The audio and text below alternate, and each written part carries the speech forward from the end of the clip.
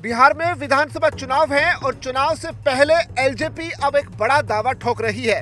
पिछले दिनों खबरें आई थी कि चिराग पासवान बिहार की राजनीति में अब एक्टिव होने जा रहे हैं और इसी कड़ी में चिराग पासवान ने अब एक नया दांव खेल दिया है।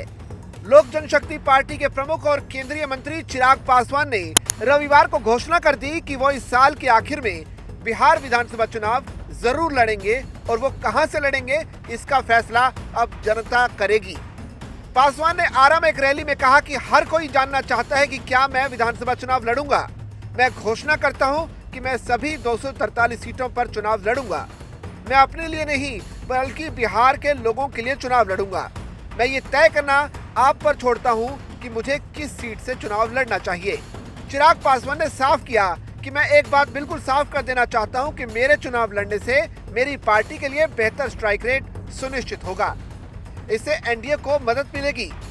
केंद्रीय मंत्री चिराग पासवान ने कहा कि उनकी पार्टी एनडीए को विधानसभा चुनाव में भारी अंतर से जिताने के लिए हर संभव कोशिश करेगी। चिराग पासवान ने आगे कहा कि मेरा गठबंधन केवल बिहार की जनता के साथ है। मैं एनडीए को मजबूत बनाने के लिए सभी 243 सीटों पर चुनाव लड़ूंगा। मैं बिहार और राज्य की जनता के लिए जीऊंगा और मरूंगा। इंडियन एक्सप्रेस की रिपोर्ट के मुताबिक चिराग पासवान की घोषणा को एनडीए के साथियों के साथ सीट बंटवारे की बातचीत से पहले अपनी पार्टी के लिए राजनीतिक फायदा हासिल करने की कोशिश के तौर पर देखा जा रहा है। एनडीए की बड़ी सहयोगी बीजेपी और जेडीयू 100 सीटों पर नजर गड़ाए हुए है, जबकि केंद्रीय मंत्री पिछले साल के लोकसभा चुनाव में अपनी पार्टी के 100% स्ट्राइक रेट का हवाला देते हुए कथित तौर पर 40 सीटों की मांग कर रहे हैं।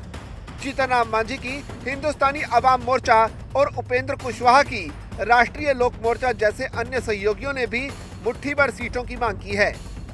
चिराग पासवान ने साल 2020 में अकेले चुनाव लड़ा था और लगभग 5.66% वोट शेयर हासिल किया था।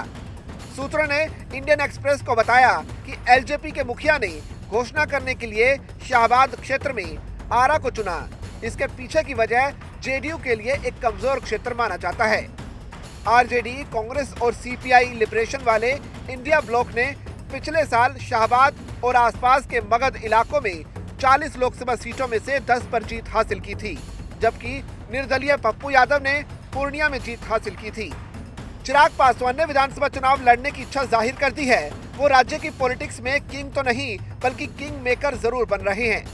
बीजेपी नेता मृत्युंजय शर्मा ने हाल ही में कहा कि चिराग का ये रुख उनकी पार्टी के आधार को बढ़ाने के उनके प्रयासों से जुड़ा है।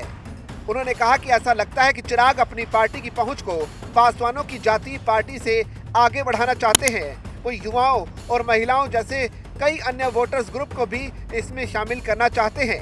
यही कारण है कि वो कहते हैं कि वो अनरिजर्व्ड सीट से चुनाव लड़ना चाहते हैं। वहीं नीतीश कुमार की पार्टी जेडीयू से चिराग पासवान की पार्टी छोटी है। ऐतिहासिक तौर पर जेडीयू हमेशा गठबंधन में भी लगभग 20% वोट शेयर के साथ एक खास पार्टी रही है। इस तरह की भूमिका निभाने के लिए पासवान को अपने आधार का काफी विस्तार करना होगा। ये आने वाले 10 सालों में मुश्किल है। आरा रैली में चिराग पासवान ने अपने चाचा और पूर्व केंद्रीय मंत्री पशुपति कुमार पारस पर भी जमकर हमला बोला।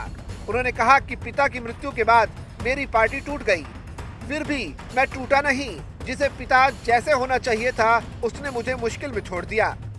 बिहार के लोग ही थे जो संकट के समय मेरे माता पिता बने।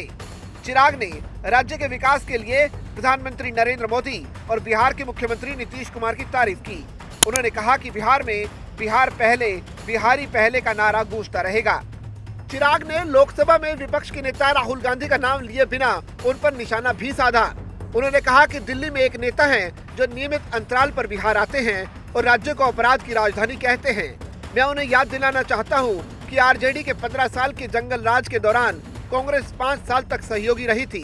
कांग्रेस के शासन में भी 1980 से 1990 के बीच बिहार में अराजकता थी।